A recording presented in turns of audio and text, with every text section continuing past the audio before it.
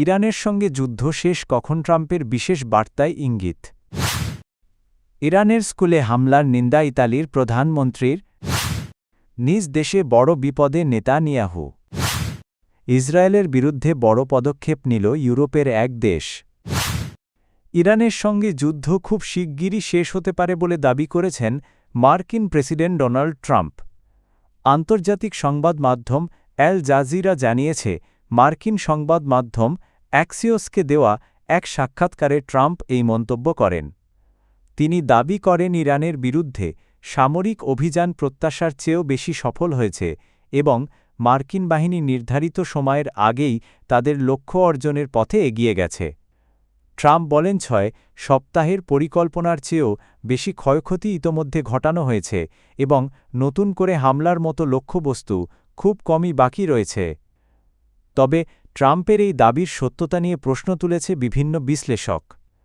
অন্যদিকে Islamic revolutionary guard corps বা IRGC জানিয়েছে তারা যুদ্ধ শেষ করবে তখনই যখন শত্রুর সম্পূর্ণ পরাজয় নিশ্চিত হবে। ব্রিটিশ সংবাদমাধ্যম BBC এর প্রতিবেদনে বলা হয়েছে, IRGC কুয়েতের আলী আল সেলেম এয়ারবেস ও আদেরি হেলিকপ্টার বেস সহ কয়েকটি মার্কিন সামরিক স্থাপনায় ক্ষেপণাস্ত্র হামলার দাবি করেছে। এছাড়া বাহরাইনের মিনা সালমান পোর্টে অবস্থিত মার্কিন ঘাঁটিতেও ড্রোন ও ক্ষেপণাস্ত্র হামলা চালানোর কথা জানিয়েছে ইরানের এই বাহিনী। ইরানের একটি স্কুলে প্রাণঘাতী হামলার ঘটনায় তীব্র নিন্দা জানিয়েছেন ইতালির প্রধানমন্ত্রী জর্জিয়া মেলোনি। আন্তর্জাতিক সংবাদ মাধ্যম আল জাজিরা জানিয়েছে, ইতালির সিনেটে দেওয়া এক বক্তব্যে মেলোনি দক্ষিণ ইরানের মিনাব শহরের একটি স্কুলে হামলার ঘটনার কঠোর সমালোচনা করেন। তিনি বলেন, নারী ও শিশু শিক্ষার্থীদের ওপর এই হত্যাকাণ্ডের তীব্র নিন্দা জানানো উচিত এবং ঘটনার দায় দ্রুত নির্ধারণ করা প্রয়োজন। গত ২৮ ফেব্রুয়ারি সংঘাত শুরুর প্রথম দিন মিনাবের ওই প্রাথমিক বিদ্যালয়ে ক্ষেপণাস্ত্র হামলায় অন্তত ১৭০ জন নিহত হন। নিহতদের বেশিরভাগই ছিল ৭ থেকে ১২ বছর বয়সী শিক্ষার্থী। এদিকে মধ্যপ্রাচ্যের চলমান সংঘাতের প্রভাব পড়েছে গুরুত্বপূর্ণ নৌপথ স্ট্রেট অব হরমুজ এলাকাতেও। সংঘাতের মধ্যে ওই অঞ্চলের কাছাকাছি একটি বাল্ক ক্যারিয়ার জাহাজে অজ্ঞাত উৎস থেকে ছোড়া ক্ষেপণাস্ত্র আঘাত হেনেছে। আঞ্চলিক সামুদ্রিক নিরাপত্তা তদারকি সংস্থা United kingdom maritime trade operations জানিয়েছে, দুবাইয়ের উত্তর পশ্চিমে প্রায় ৫০ নটিক্যাল মাইল দূরে অবস্থানকালে জাহাজটি এই হামলার শিকার হয়।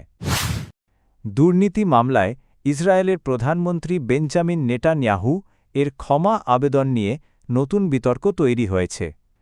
ইসরায়েলের বিচার মন্ত্রণালয়ের ক্ষমা বিভাগ জানিয়েছে, নেতানিয়াহুর ক্ষমা আবেদন মঞ্জুরের সুপারিশ তারা করেনি।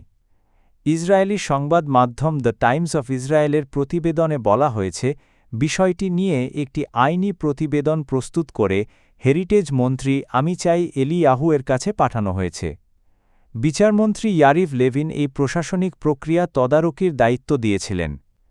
পরবর্তীতে প্রতিবেদনটি ইসরায়েলের প্রেসিডেন্ট আইজ্যাক হারজগের কাছে পাঠানো হবে, যিনি শেষ পর্যন্ত ক্ষমা দেওয়া হবে কি না সে বিষয়ে সিদ্ধান্ত নেবেন।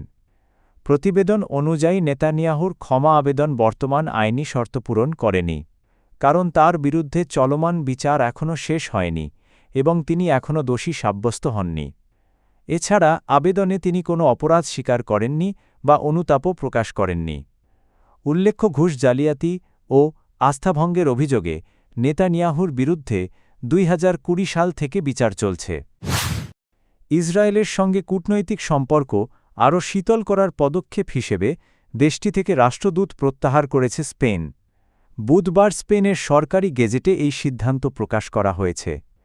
এর ফলে এখন থেকে টেল আভিভে স্পেনের দূতাবাস একজন জ্যেষ্ঠ কর্মকর্তার মাধ্যমে পরিচালিত হবে। এই পদক্ষেপের পেছনে রয়েছে স্পেন ও ইসরায়েল এর মধ্যে চলমান কূটনৈতিক উত্তেজনা। স্পেনের প্রধানমন্ত্রী পেড্রো স্যাঞ্চেজ গাজায় চলমান পরিস্থিতিকে গণহত্যা হিসেবে নিন্দা জানান এবং ইসরায়েলের বিরুদ্ধে কয়েকটি কঠোর পদক্ষেপ ঘোষণা করেন। এর মধ্যে রয়েছে ইসরায়েলে অস্ত্র রপ্তানিতে নিষেধাজ্ঞামানবাধিকার লঙ্ঘনের অভিযোগে অভিযুক্তদের স্পেনে প্রবেশে নিষেধাজ্ঞা এবং পশ্চিম তীর ও গাজার অবৈধ বসতি থেকে পণ্য আমদানি বন্ধ করা। এই পদক্ষেপগুলোর সমালোচনা করেছিলেন ইসরায়েলের পররাষ্ট্রমন্ত্রী গিডিয়ন শাহ আরও, যার পর থেকেই দুই দেশের সম্পর্ক আরও উত্তেজনাপূর্ণ হয়ে ওঠে। এছাড়া স্পেন জানিয়েছে তারা রাফা এলাকায় মানবিক সহায়তা কার্যক্রম জোরদার করতে নতুন উদ্যোগও গ্রহণ করছে।